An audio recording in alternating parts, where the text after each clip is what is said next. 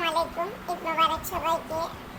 আশা করি দেশ ও বিদেশ থেকে যারা আমার ব্লগটি দেখছেন পরিবারের সবাইকে নিয়ে আল্লাহর রহমতে ভালো আছেন। আলহামদুলিল্লাহ আমি আমার পরিবারের সবাইকে নিয়ে ভালো আছি। আর আজকে ব্লগটা শেয়ার করবো ঈদের আগের দিন থেকে আমি ঈদের দিন কী কী করলাম।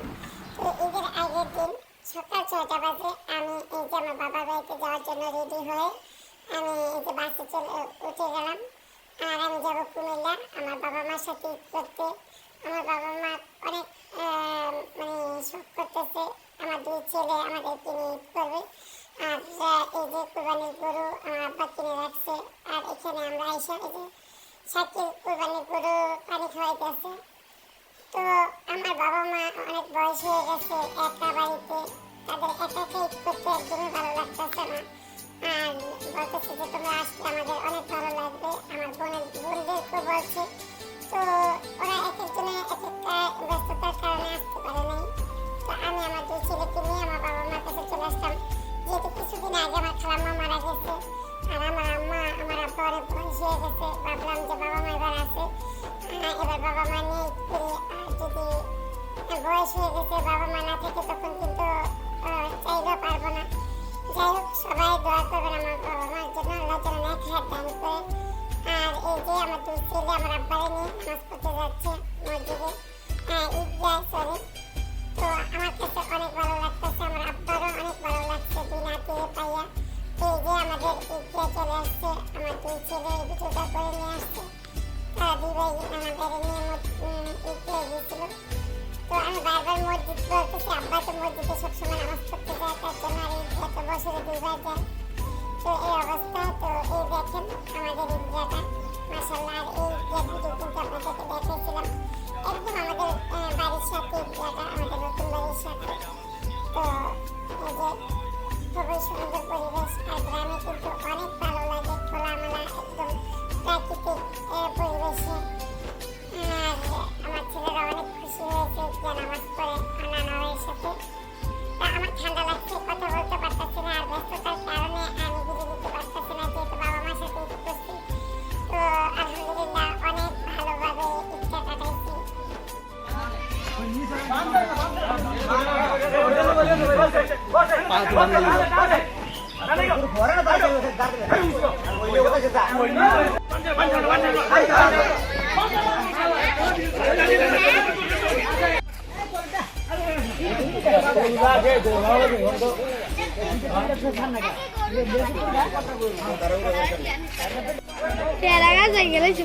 ছোট না গাছ না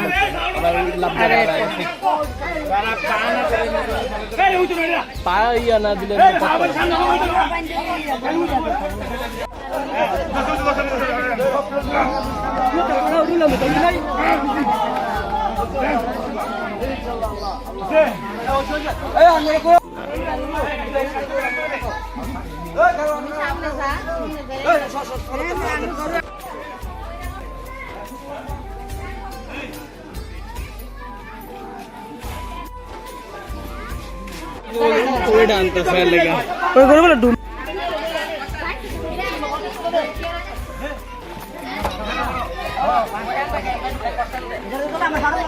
এগুলো 36 মাশাআল্লাহ। আচ্ছা দেয়া লাগছে।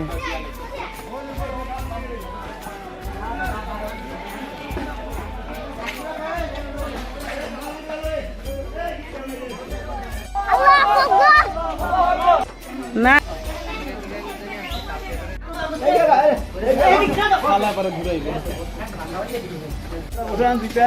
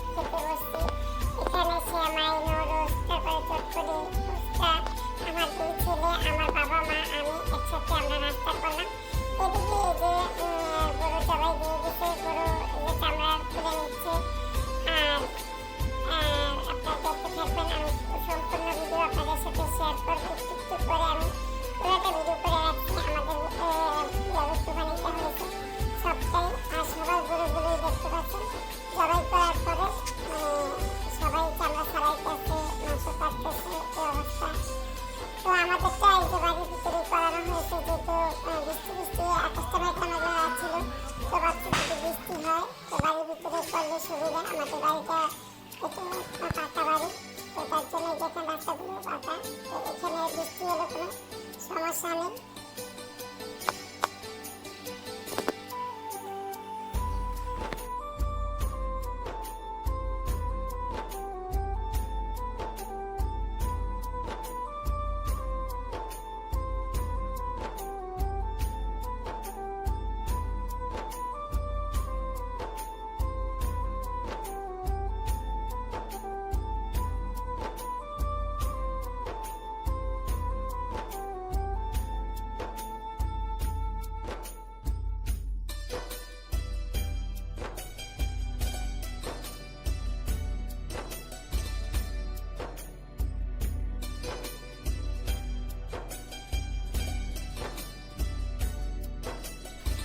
আমাদের মাংস পুলিশে প্রায় মোটামুটি কাটা হয়ে গেছে, আর বাকিগুলো কাটতেছে। তো এই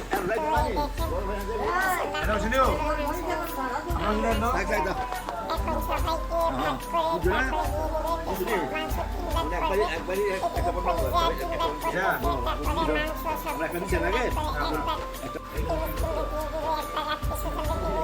এদিকে বাচ্চা বসে আছে, তো আব্বা এদিকে বসে দেখা দিতেছে কিভাবে ভাগ করবে, এগুলো করা হইতেছে। তো দেখি মজা করলাম। একটা করছে আর একটা করতেছে।